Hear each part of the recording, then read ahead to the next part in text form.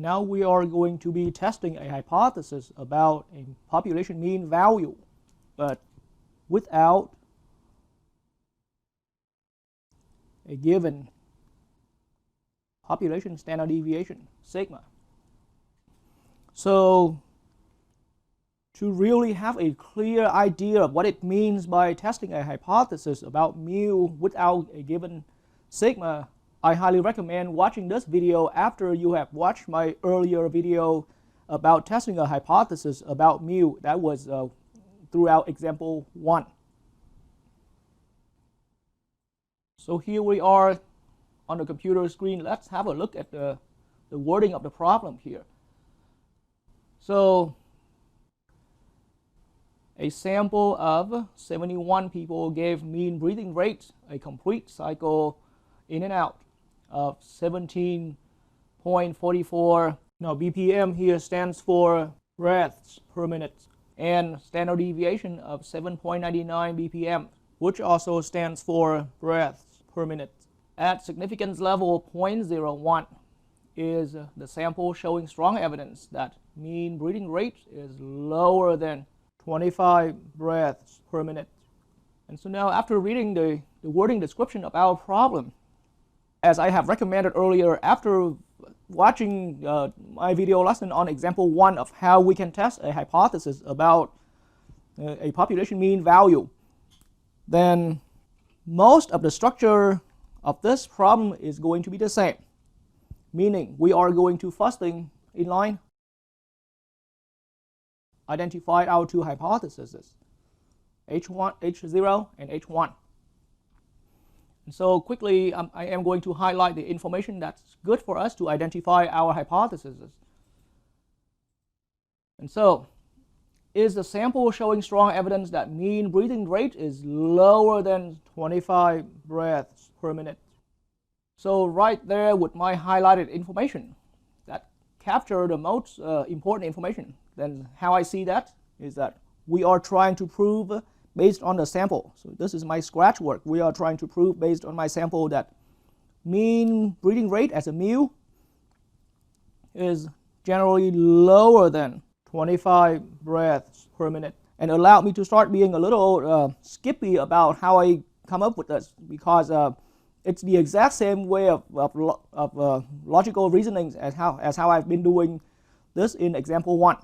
And so now we're at example 2. I am going to pick up pace in terms of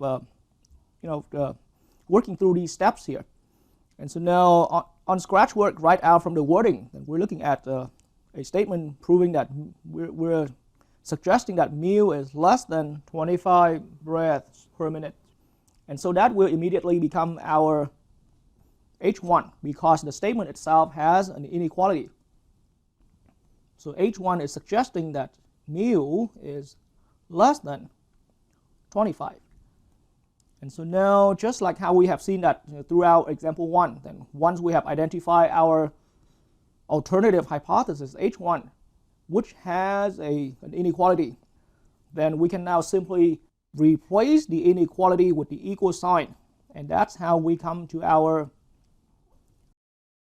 null hypothesis H sub 0. And in the same experience how we have done in example 1, this problem that we are doing, since the alternative hypothesis is giving a statement that's including the inequality that's less than 25, then here we are going to proceed. We know we will proceed the problem as a left tail test.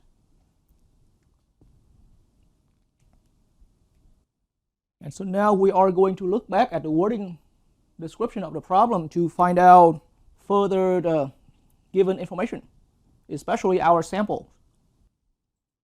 All right, so now in a sample of 71 people, a sample of 71 people gave mean breathing rate of 17.44 breaths per minute and standard deviation 7.99 breaths per minute. So if we notice that right from the beginning of our question in part A, then this wording so far is only describing or giving information about our sample.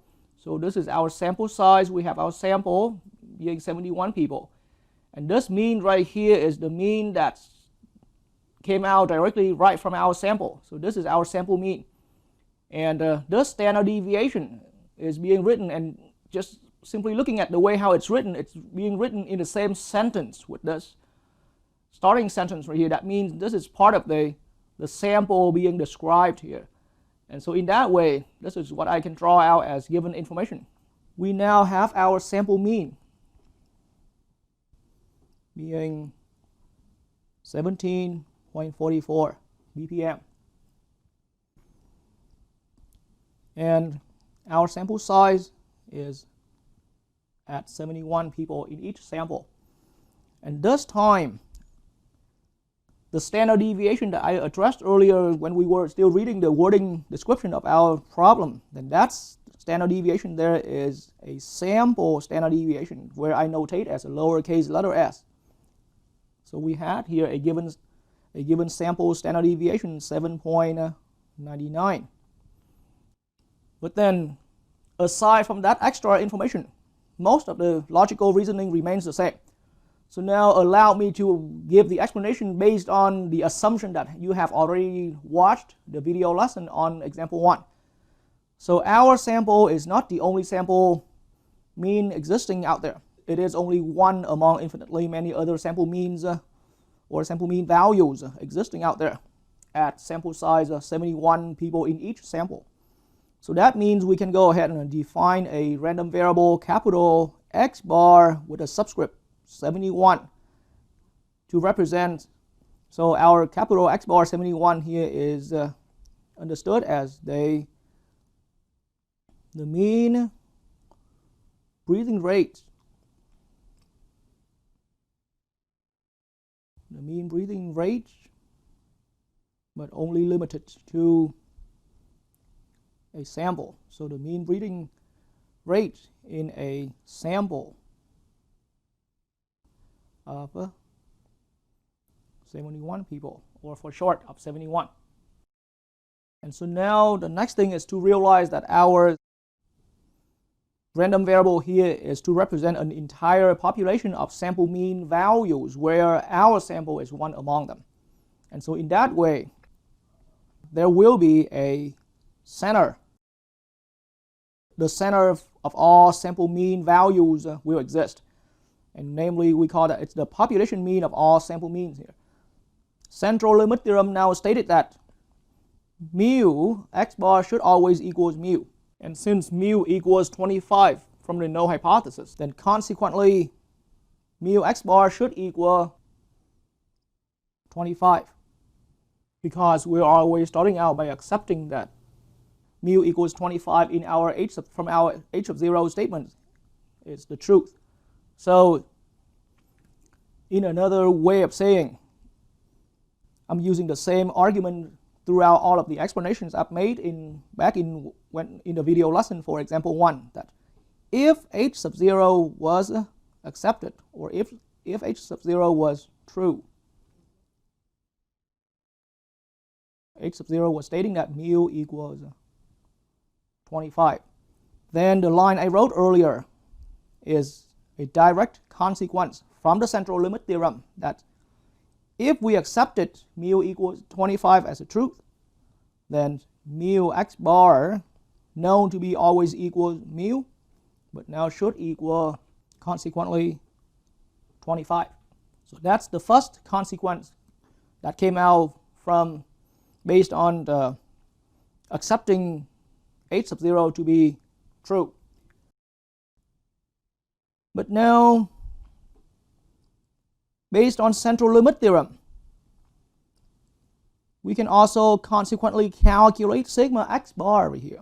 And sigma x bar will always be found by sigma divided by square root of n. And in this case, since we are using our sample at 71 people, I can go ahead and put 71 here. But now I am going to explain why I'm writing sigma in red ink and unable to proceed any further. Let's look back at our computer screen here. The standard deviation that's currently being highlighted, the standard deviation 7.99 right here, it is a standard deviation. However, back in what I argued earlier, it is only a sample standard deviation because it is the kind of standard deviation that's only limited to our current sample. Even if with the same sample size, but in a different sample, the standard deviation will change.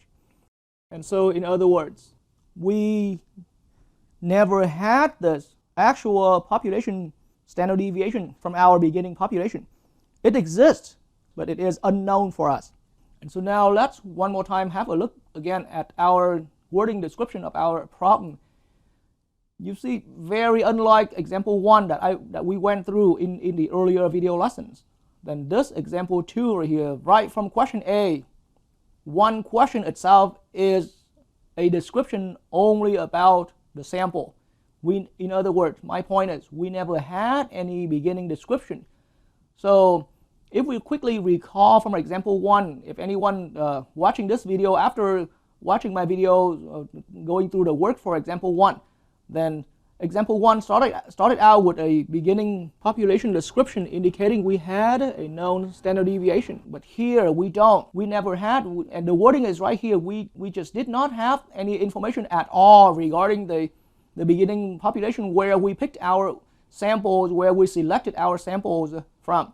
And so the standard deviation only came out for us after we already picked our sample and measure out the standard deviation right from our sample. And that is the reason why now I am confirmed that I don't have a sigma. And once again, I am not saying that sigma value of the population doesn't exist. It's just not given to us, or it's unknown to us. So here, now I have to make a highlight note here. This sigma, the population standard deviation, is unknown, or another way of saying it's not given. And that is the reason why when I was introducing at the beginning of this video lesson, and I'm saying that now we're still testing a hypothesis, but we are in the situation where we don't have a given sigma value. And so now, without having a given sigma value, then we won't have a value for sigma x bar. We won't be able to have a value calculated for our sigma x bar. But on the other hand, since our sample size being at 71 is still well above 30, so our sample size passes the requirement for our sampling distribution of the sample means capital X bar 71 to be on a bell curve, and this bell curve is going to take center at 25 as we have accepted, but the sigma x bar, the average spread, is still unfortunately unknown. So I just want to emphasize that we still have a bell curve sampling distribution of all the sample means. Our sample mean here still belongs to this sampling distribution of the sample mean, which is already normally distributed. We have a known center, but we just don't know, or we have an unknown population spread, average spread. And so now, as a consequence, think about if this was a problem where we had sigma, or if we had sigma first in line, then the next step would be to calculate our z-score for our particular sample mean value, because z-score is indicating how far our sample stands away from the center that we are currently accepting. And so the way to calculate z-score has always been from where our sample value was, sample mean value was 17.44, we are going to subtract the center on the bell curve being 25, and we divide it by the sigma x bar value the whole time throughout example 1. But now since we fail having a sigma x bar value, we fail having our sigma x bar value, then now this is how we can make a substitute. The substitution I'm about to do is, of course, not giving you the exact answer, but most of the times it works, and it gives answers close enough. So that's why statisticians have accepted this idea and worked with that for generations. So now, again, I pointed out that we won't be able to calculate Z-score for our sample. So now, instead of calculating Z-score, we're going to calculate so now I'm going to say instead of Z-score, we're going to approximate our Z-score. We're going to calculate a value that's close enough to our Z-score, but we're going to call that it's a T-score, and it's a T-score for our sample. So statisticians have been referring to this score here as a T-star score, and so this is how we're doing it. The T-star score is we're going to take the difference between our sample with the accepted center again, just like how we were calculating Z-score. But then instead of dividing by sigma x bar, we are now dividing by our sample standard deviation, 7.99, over square root of the sample size, 71 in this case, in our case. And so this is how we're calculating our T-star. And the value that comes out from this T-star value is supposedly a very close enough approximate to the Z-score, and it's all due to the fact that we are unable to obtain our Z-score value, our Z-score for our sample mean value. And so we are using our T-star score as a replacement, as a substitution for that. Okay, and allow me to grow an extra sided note here, but think about the part that we put in the denominator here. If that was the sigma x bar, then sigma x bar was sigma divided by square root n. And what we're doing here is sample standard deviation divided by square root n. Sample standard deviation can a lot of time be close enough to sigma, and that's why these two formulas are almost identically the same, except for this part here is just, instead of using sigma divided by square root n, we were using s, the sample standard deviation, in place of sigma, and that's how we came up with this. And so in that way, we can draw out a quick little formula that T star anytime can always be calculated as a formula. From where our sample value is, we are going to subtract the value being claimed in the center, which is now I notate by mu sub 0. Mu sub 0 is just the value being claimed in our null hypothesis. That's what the sub 0 is for. And from that difference, we are going to divide by the sample standard deviation given in our problem over square root of n. And most of the calculators in these days are strong enough to handle a calculation like this all in one command like that. My calculation came out being negative 7.973. And now, since this is the first time, probably the first time anyone learning through my video lessons is learning about a T-star score. So now it's time for me to say this, but unless being specified otherwise, and usually a calculation like this comes out with a very lengthy decimal. In most of my video lecture, when it comes to calculating a T-star value, I'll go with 3 decimal places. But so now, again, let's quickly take a pause right here to understand what the entire purpose of this T-score right here. T-score, just keep in mind that it is simply used as a replacement to our Z-score of the sample, where we are unable to find a value for that. And so usually this is close enough to an actual Z-score. So just think about if we had a way to calculate our Z-score for this sample, then the Z-score would also come out being negative and close enough with the 7.97 value right there. And so now that means just earlier I said our sampling distribution of all the sample means is on a bell curve, is proven to be on a bell curve at center 25 with an unknown sigma x bar over here. And so we can still draw a bell curve.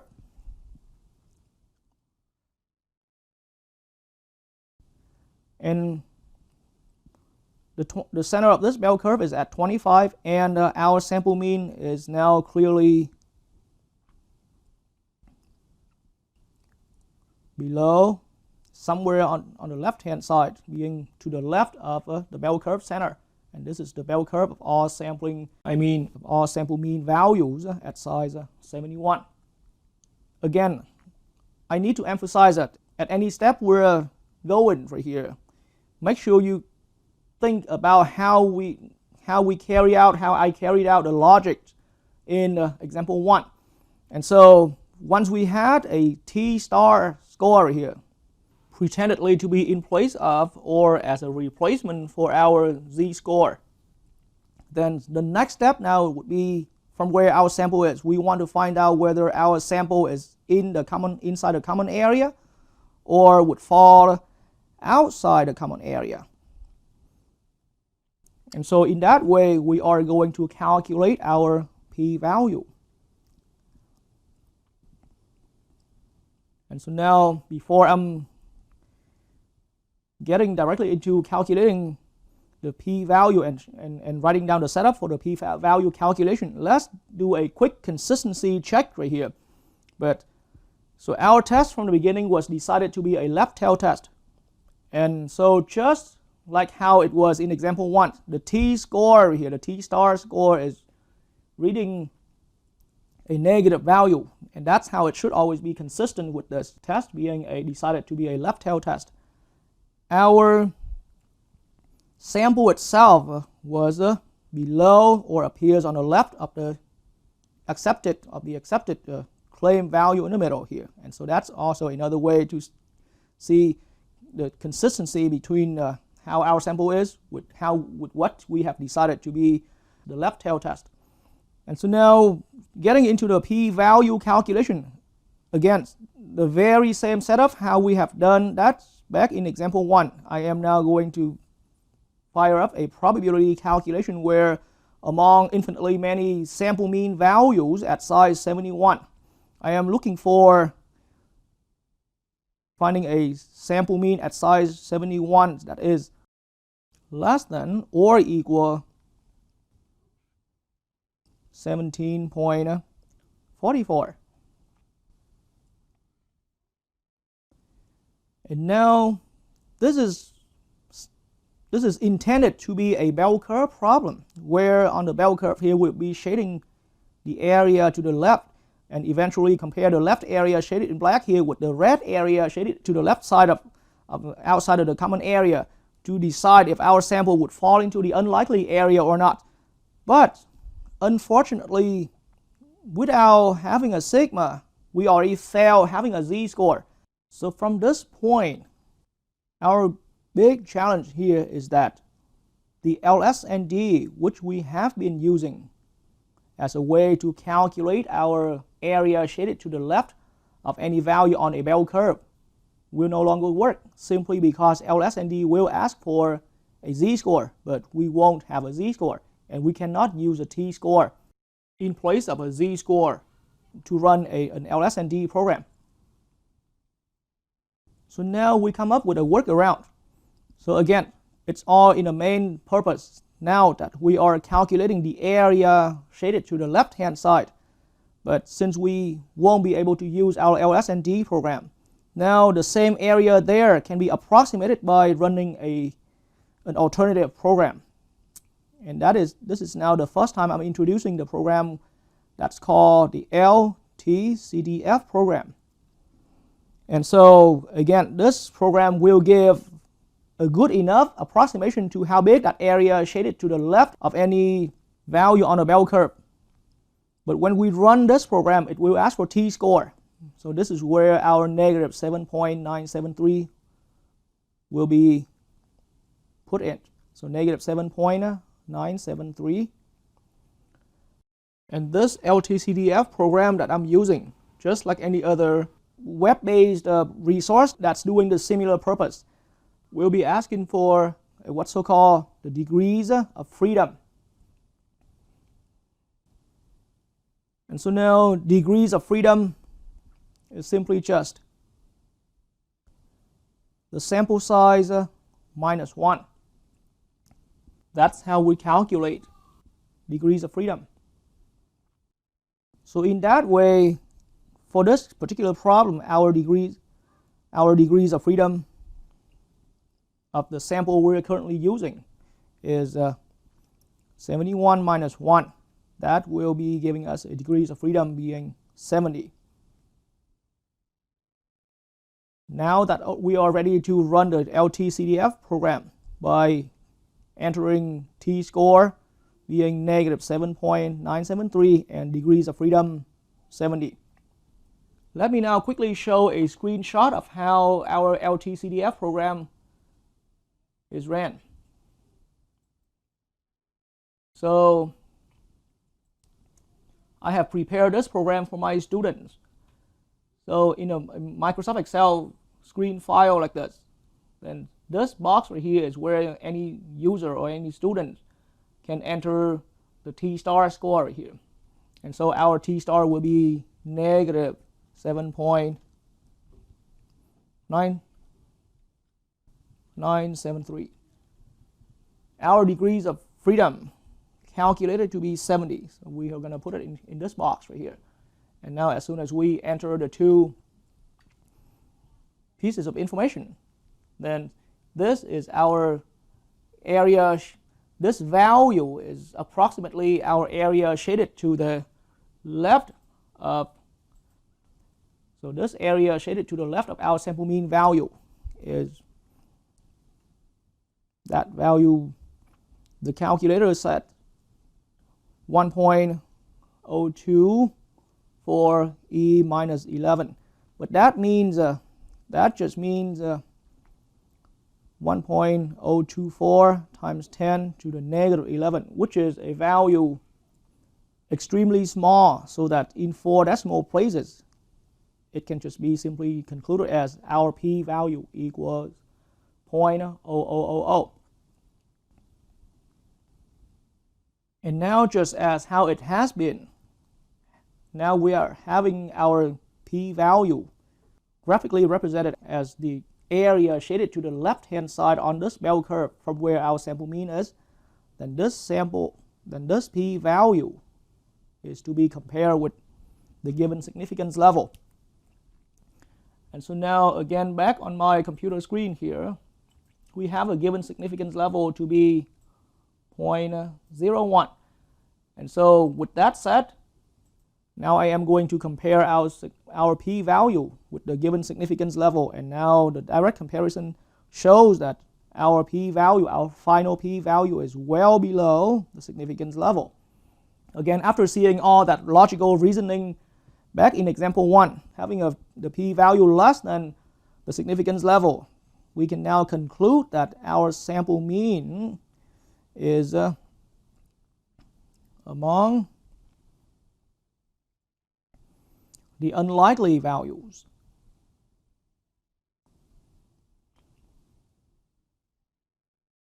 And leading to a stronger statement saying that our sample mean is itself an unlikely value.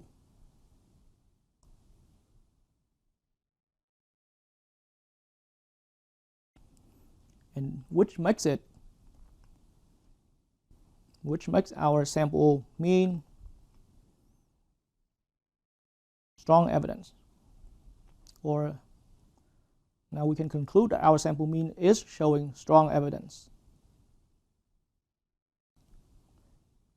And having strong evidence for the purpose to reject the null hypothesis, the statement that claimed mu equals 25, and we accepted that in the beginning. Or we are having strong evidence to support our alternative hypothesis, H1, which is the statement that suggests mu should be generally below or lower than 25, the value claimed in our null hypothesis. And so now looking back at the actual question itself, it is ultimately a yes or no question, as it said. is the sample showing strong evidence? And obviously we had proven that our sample shows strong evidence. So the answer to this question would be yes.